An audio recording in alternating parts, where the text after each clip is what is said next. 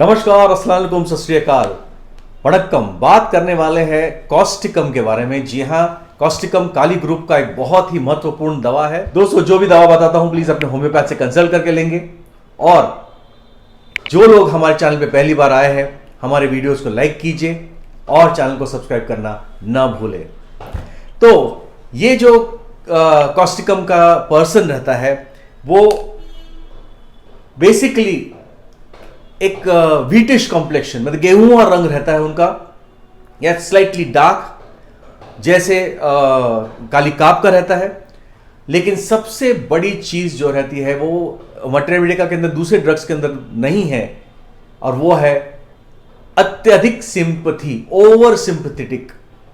खास करके अपने प्रति नहीं, दूसरों के प्रति, जानवरों के प्रति अगर कोई अत्याचार हो रहा है तो कॉस्टिकम पहला इंसान है, वो जाके झगड़ेगा, अकेले ही सही, लेकिन सच के राह पे पहले वो ही रहेगा। खुद के लिए उसको कुछ भी नहीं चाहिए, खुद का चीज वो दूसरों को दे देगा और मांगेगा भी नहीं इन रिटर्न। बहुत सारे दूसरे ड्रग्स हैं जो दूसरा को अपना खुद का देते हैं, लेकिन इस लाइकोपोडियम भी दे देगा, लेकिन लाइकोपोडियम हमेशा एहसान जताएगा कि मैंने दिया है, आप भी मुझे वापस कर लेना। लाइक कॉस्टिकम नहीं, बोल ही नहीं सकता, कोई भी काम को हाँ बोले, भले चाहे वो कर नहीं सकते, लेकिन दब दब के करेगा। अपने से नीचे तबके लोगों के अंदर कोई अत्याचार हो रहा है, कुछ उसको नहीं मिला, भले उसका कोई लेना देना नहीं है उससे, बट कॉस्टिकम जरूर जाएगा और सपोर्ट करेगा। यह है over sympathetic nature of Causticum. Even phosphorus के अंदर भी सिंपैथी बहुत रहता है, लेकिन फास्फोरस बहुत इंटेलिजेंट रहता है, वो उतना ही करेगा जितनी उसकी मान उसका हो वहां पर। अगर उस कॉस्टिकम को मान अपने लिए कोई लेना देना नहीं, वो बिल्कुल आगे बढ़ के दूसरों की हेल्प करेगा। रोड साइड पे कोई गिरा हुआ है, पहला आदमी जो भागने वाला है वो है कॉस्टिकम। तो उन लोगों में काम करता है जिनको कॉन्स्टिपेशन थोड़ा बहुत रहता है और वात की बहुत ही इंपॉर्टेंट समस्या रहती है। अब कॉस्टिकम के जिंदगी में कभी ऐसी अवस्था आई जहां लॉन्ग लास्टिंग ग्रीफ रहा, बेचारे को इन्हें धुतकारा गया हो, ये किया होगा, लेकिन उसको दर्द रहा, बहुत लंबे समय का दर्द रहा, दुख रहा, मेंटल शॉक रहा, वो भी लंबे समय तक, क्योंकि ये बहुत रिजिड रहता है कॉस्टिकम, यानी एकदम उसके otherwise very healthy, very solid person, उसको जल्दी तोड़ना बहुत मुश्किल है। लेकिन एक इंसान की लिमिट रहती है, मेंटली स्टेट, बहुत लंबे समय तक का दुख या इमोशंस अगर लंबे समय तक सप्रेस किया गया, या कोई वजह से उसको नींद नहीं हुई लंबे समय, खास करके नाइट्रिक एसिड जैसा, अगर उसको किसी की सेवा करने के रहे, कॉस्टिकम नंबर 1 रहता है सेवा करने के लिए, तो अभी कोई दूसरों की सेवा करने के लिए रही है, उसको नींद नहीं हुई फिर लंबे समय तक, तो कॉस्टिकम को तब्दीली आती है, उसको सिम्टम्स आ जाते हैं, उसको बीमारियां शुरू हो जाती है।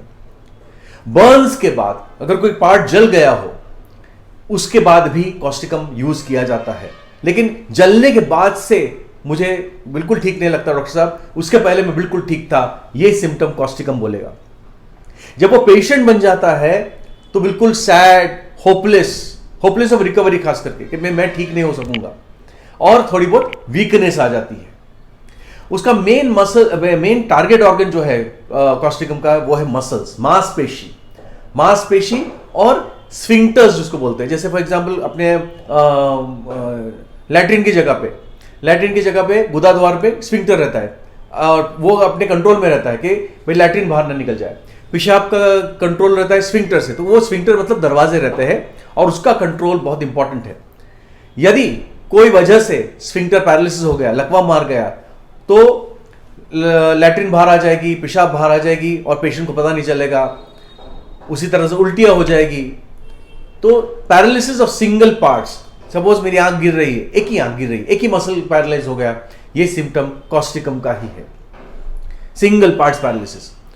एक बीमारी है जिसका नाम है डुशीन्स मस्कुलर डिस्ट्रोफी, मतलब एक छोटे बच्चों में चालू होती है, 6, 7, 8 साल के अंदर शुरू होती है। धीरे धीरे उनके मसल्स जो है इतने बड़े बड़े दिखने लगते हैं, लेकिन पावर चले जाता है। Ultimately by age of 17, 18, 19 years बिल्कुल ही वो बेड रिन हो जाते हैं, पैरालाइज हो जाते हैं। तो ड्यूशेन्स मस्कुलर डिस्ट्रोफी या कोई भी मस्कुलर डिस्ट्रोफी के लिए पहला ड्रग इज कॉस्टिकम। और दर्द जो होता है कॉस्टिकम का, बोनी पेन्स होते हैं, वो भी एकदम सोर लेम ब्रूस्ड रहता है, रॉ रहता है, आर्निका जैसा, रूटा जैसा। स्किन, कॉस्टिकम बहुत ही अच्छी दवा है वार्ड्स के लिए, जैसे थूजा है। नेक्स्ट इंपॉर्टेंट रेमेडी वार्ड्स के लिए, मसे के लिए, वो है कॉस्टिकम। लेकिन मसे कैसे होने चाहिए? थोड़े बहुत फ्लैट होने चाहिए, और अगर उसको आपने खुजाला तो ब्लीडिंग होना चाहिए। थूजा के मसे कॉलीफ्लावर जैसे, इसमें ग्रोथ्स ऐसे रहते हैं, बाहर निकलते हैं ग्रोथ्स उसके, लेकिन कॉस्टिकम के मोरलेस फ्लैट रहते हैं। कॉस्टिकम की के पूरी कंप्लेंट्स, चाहे सर्दी खांसी निमोनिया हो, हेडेक हो, या पेट की कोई तकलीफ हो, वो हमेशा जनरली एग्रीवेट होती है क्लियर फाइन वेदर। मतलब जितना सुहाना मौसम रहेगा उतना, ये पैराडॉक्स है कॉस्टिकम का, सुहाने मौसम के अंदर इसको तकलीफ होती है, और डैम वेट वेदर के अंदर जितना बदली रही ये कॉस्टिकम को बहुत अच्छा लगता है। बिल्कुल कॉस्टिकम ऐसा इंसान है जो बिल्कुल बाहर जाएगा बदलियां देखने के लिए, बिजली देखने के लिए। कॉस्टिकम और फॉस्फोरस एक दूसरे से मेल नहीं खाते, तो कभी कभी देने की जरूरत पड़ी। कॉस्टिकम और फॉस्फोरस के अंदर बहुत सारे कॉमन सिम्टम्स भी है। Causticum does not follow phosphorus और phosphorus does not follow causticum, ये याद रखना चाहिए।